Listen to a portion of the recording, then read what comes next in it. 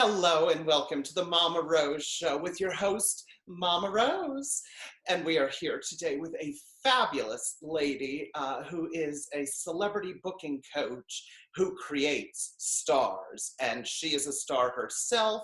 And we're just so excited to have her. Her name is Amy Lyndon. Amy, darling, how are you? Hey, hello from California.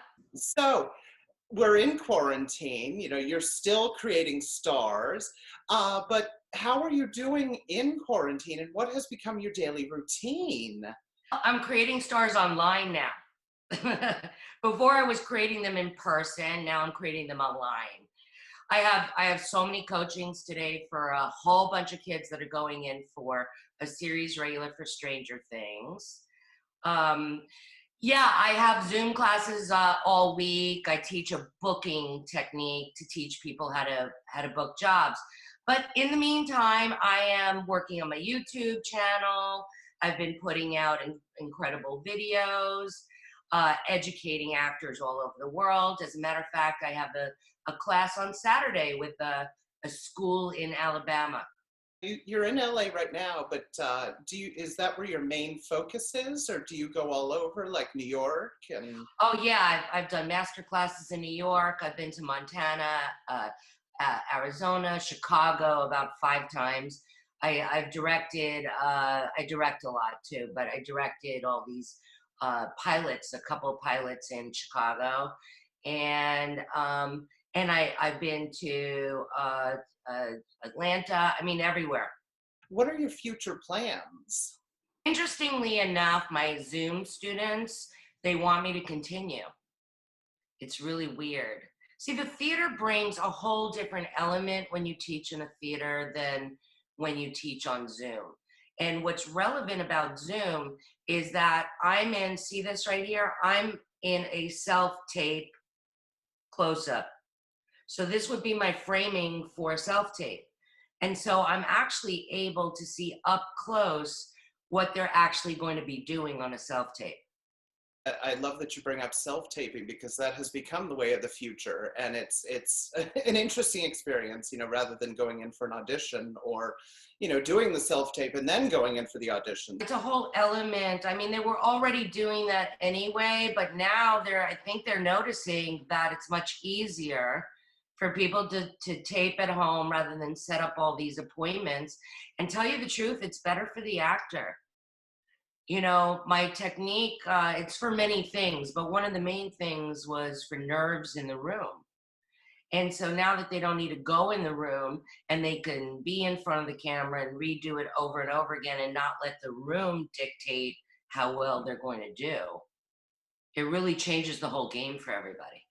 I completely agree. I mean, I've cast a couple of shows, here in New York, and the room is always the toughest place for an actor. And I've been in rooms, as an actor, and it's truly a scary situation. You just try to, black out everybody else and just focus on you, presenting the best piece. But as you said, a self-tape makes it so much easier because there's not that intimidation of the people behind the table. Actors are so sensitive, we're empaths. We're supposed to be empaths. We're supposed to exchange energy, as Meisner said. We're supposed to feel what the other person is feeling or let them know how we're feeling.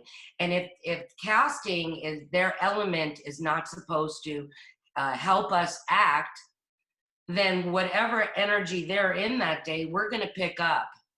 And it's going to be part of our audition. Do you understand? So the self-tape takes them out completely out of the mix.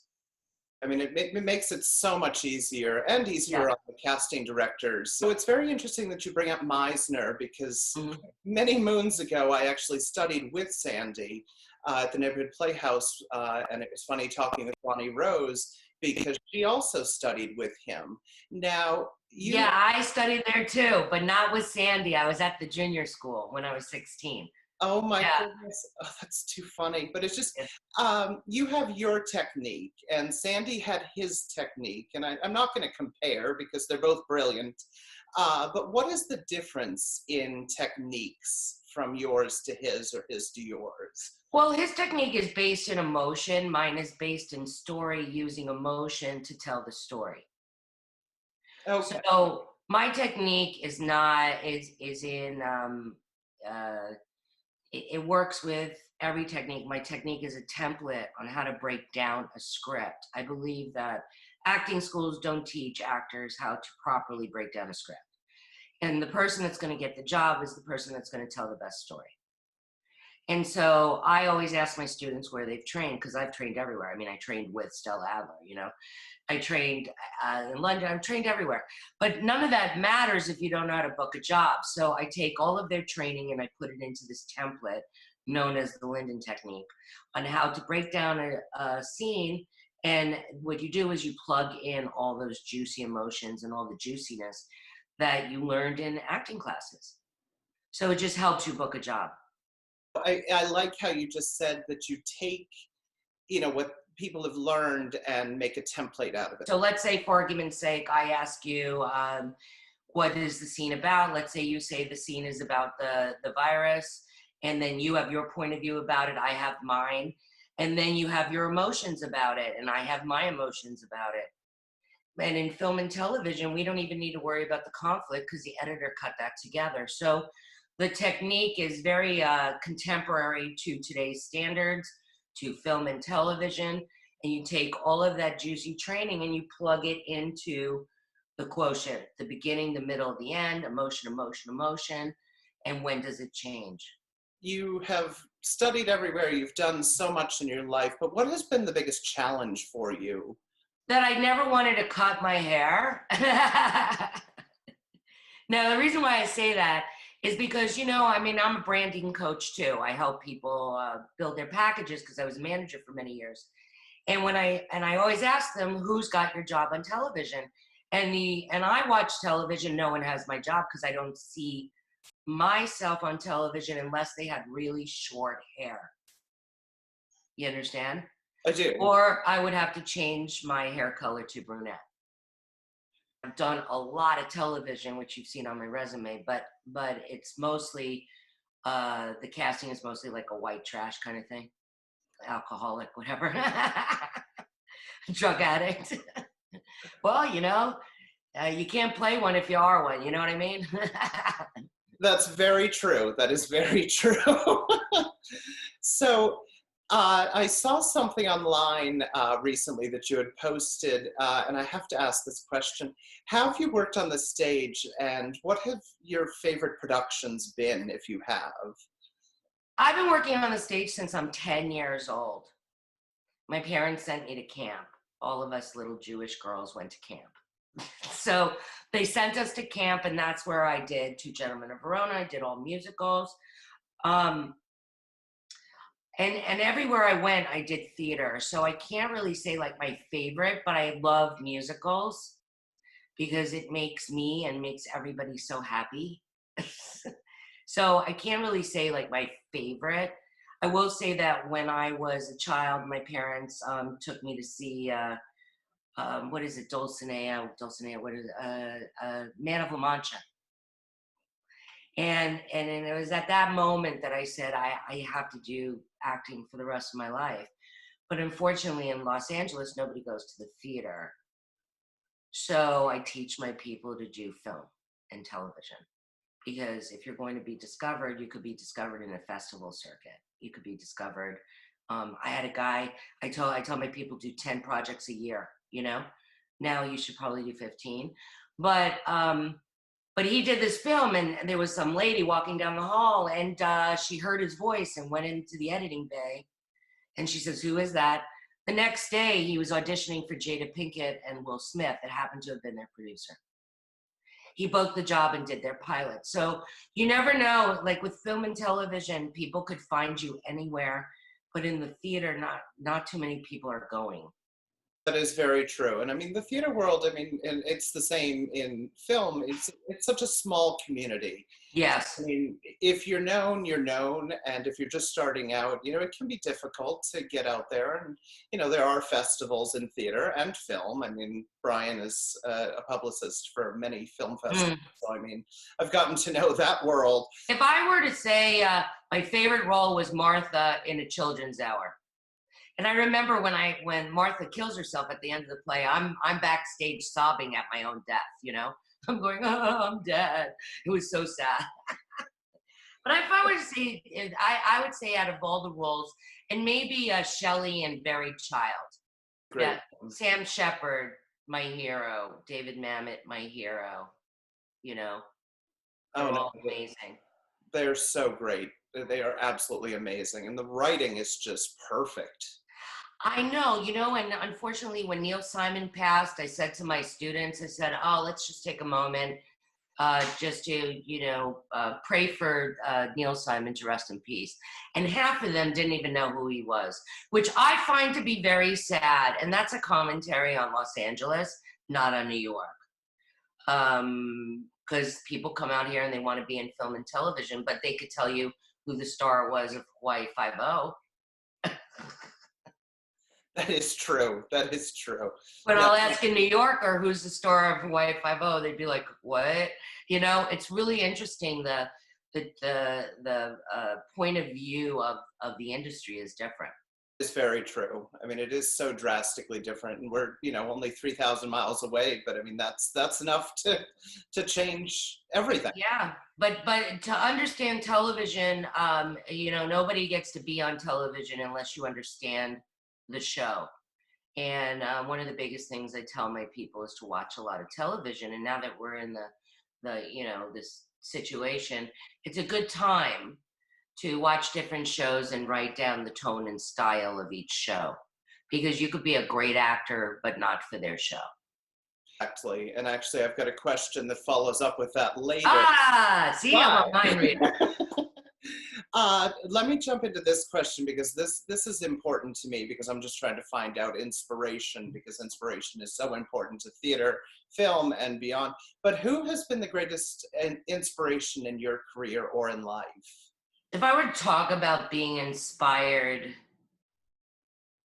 you know, I can't just say one person, you know. I might say my mother. My parents are very interesting because my mother is so creative. She could take nothing and create it into something. And my father has done that with every business that he's ever created, taken nothing and built it into something. And that's what I've done my entire life. Created nothing and built it into something. I did it with the management company. I've done it with this business, the Lyndon Technique, and now it's, I have almost 52 network series regulars from this technique. It's revolutionary what's going on. I have an Emmy winner, an Imaging winner. It's crazy. People write me from all over the world. So I took this from nothing, and my father's his courage to create as an idea and then make it into something that could help people is really inspiring. I'm coming out with a new clothing line this year. I'm still working on the website called I Am Enough. I own the trademark to it. And I believe that will inspire people, and I'll probably take that from the ground level and build it just like I've done everything else I've ever done. And even when I was managing, you know, it's just tenacity, discipline, and a lot of hard work and not giving up. I built Adam Brody. He came to me when he was 16. I built him all the way up to the OC. He used to negotiate contracts. Brandon Baker for, he was Mowgli. I negotiated a 3-picture deal with Disney for him. And this was like, this is all that happened because you have a dream, and then you create it, you believe in it, and then you see what you can do to help other people with it. And I believe that is the quotient. And my father and my mother were the inspiration.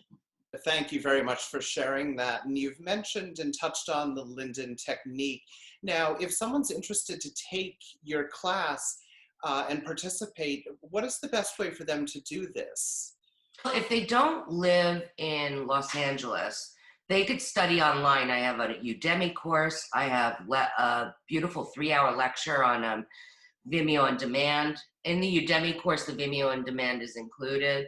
And if they write newsletter 5, they could get $10 off of the Vimeo on the Udemy course.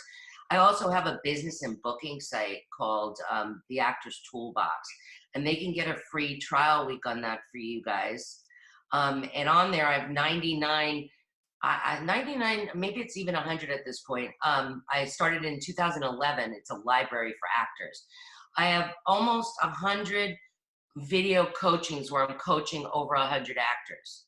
And I have video lectures, and then if their package, it does not match their talent, like if they're an A+ actor with a C- package and they're frustrated, they could do all the assignments on there.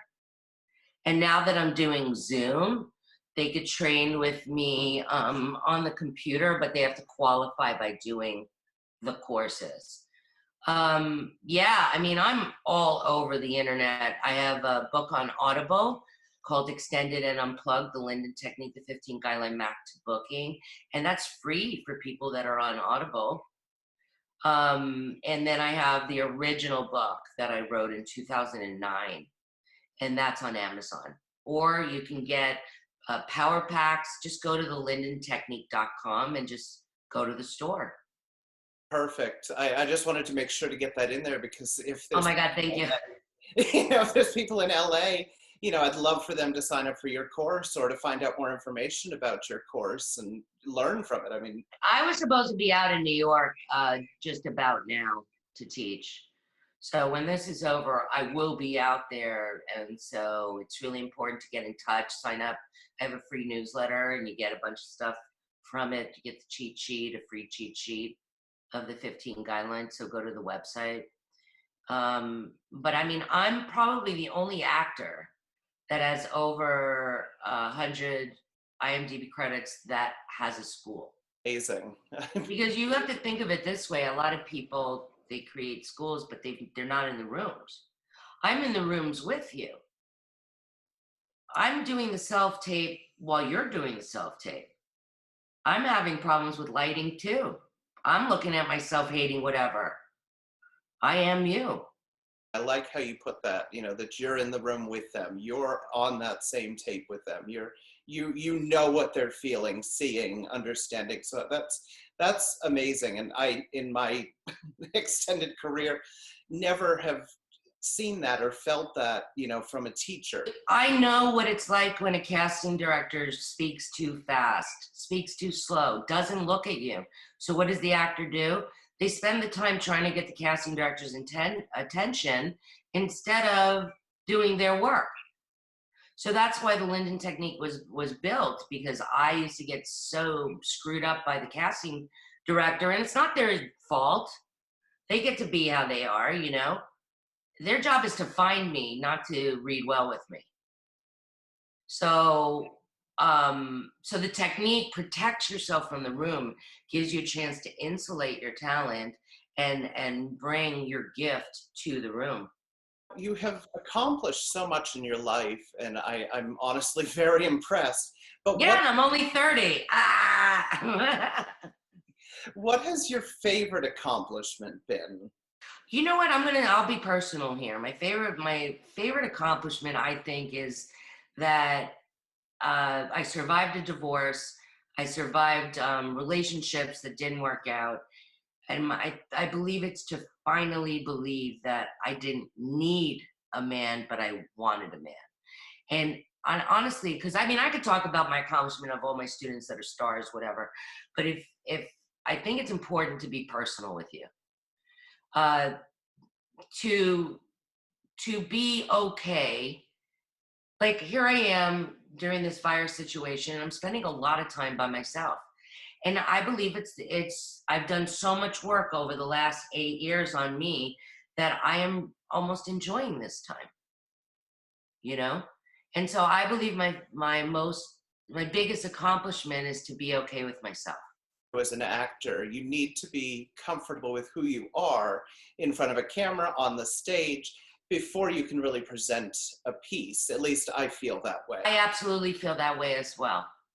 Because you're supposed to be fluid.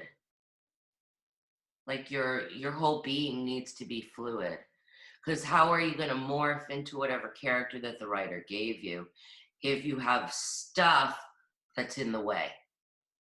And so that's why I say an actor is a walking, talking, emotional vehicle for the writer. So I'm in the juiciest place that I've ever been in my life. Like I'm feeling really juicy. Oh, I love it. I love it. And actually, in one of the reels that you had sent, and that I think is also online, you bring up such an important statement, and I have to ask you about it because you talk about it in your teaching. But the saying was, "What show do you belong on?"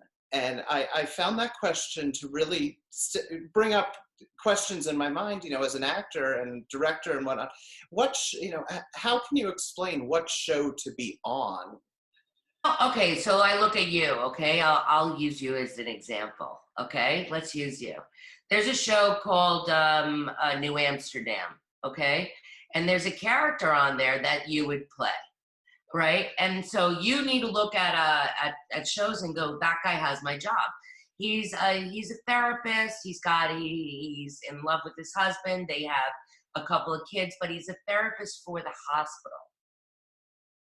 And it's a beautiful role. And so he took your role.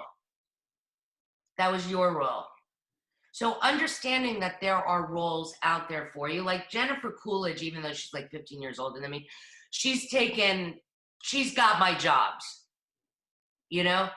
Like if Goldie Hawn went to television, crossed with Jennifer Coolidge, crossed with Kirstie Alley, crossed with Bette Midler, they would have my job. You understand? Look at and so I ask people, when you watch TV, do you say, I could have played that role? I never thought about that. If you could have played that role, television, there's very few shows. I mean, Orange is the New Black was its own show, but pretty much every show was like every show. Like the Castle was just like Bones, okay?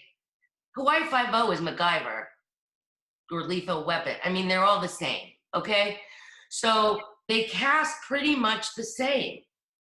Like if you look at it like it's a TV guide, right? And they're all lined up like this in the TV guide, right? the leads in the front and they fan out, and that's the picture for the TV guide. Well, which one are you? It's so interesting how you put it that way. because actors don't think like business, and I came from being a manager, okay? And as you know, the person that's going to get the job on television is going to represent it. It's not film, it's not theater where they go with the talent. What is the representation? And if people would just understand it, I have lectures about this on the Actors Toolbox. It's a whole different philosophy of booking, because if you don't look like you're on the show, you don't act like you're on the show, you're not going to be on the show. You just won't. And if people keep getting called back to the same office, you're on their list because you're a great actor, but you're not booking it because you're still not in their show. So go on IMDb Pro and see what the clothing designers put their people in. If it's a military show, how are you walking in? How are you sitting? How are you handling yourself? What is the socioeconomic status of the character that you're playing? It's going to dictate how you sit.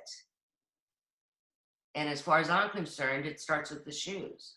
Very interesting that you say it starts with the shoes, and it really does, and it builds its way up. It's the same thing in a career. You start at the bottom and work your way up.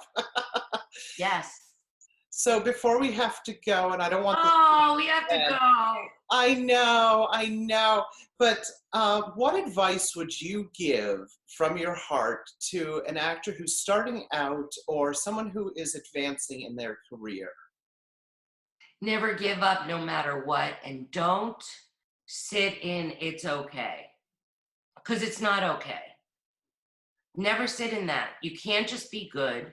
You can't just be great. You can't just be brilliant. You have to be at no question. That there's no question they have to have you. And you need to look at this as the Olympics. Would somebody spend millions of dollars to put you on their show? That's something you need to look at. And once you believe that, and once your package reflects that, and once you reflect it in your read, that you are at the top of your game, then you'll see remarkable results. And it doesn't matter where you are for that. because you could be auditioning for a school play. Are you walking in like an Olympic actor, or are you just great? You so much for sharing that with all of us. And uh, now we need to move forward and get our Google out and start researching Amy Lyndon and the Lyndon Technique, because everybody needs to take your class, read your book, see the lectures. Everybody needs to do this. So please get your Google out and search, join, participate. This is so important, and I have learned so much today from this as an actor, director, stage manager, and recently joined Actors Equity. So I mean, That's exciting. I'm gonna have my office manager send you a book. oh, that would be so lovely. I would love to read it. I love literature, and I love advancing my knowledge of everything, hence why I'm doing this show. I feel honored to be on the show. I am a New Yorker. I'm from New Rochelle, New York. And so New York is so close to my heart. Well, we share the closeness, and we go on and create success. So until next time, ladies and gentlemen, we thank you so much for joining us here at the Mama Rose Show. And until next time, have a lovely week. I am you. The only difference is that I have 100 IMDb credits. Well, you can too. How many coaches you know actually have credits? How many coaches you know are in the rooms with you? I know those casting directors. This technique was built because I was getting tripped up. I trained everywhere. It doesn't matter how much training you have. It doesn't matter. You could be the greatest actor in the world. But if you do crappy homework and you don't understand the approach and how to deal with the room, then you're done. I'm here to help you with those stupid nerves and help you get a job. I've done it a million times over. All you have to do is want it. How bad do you want it?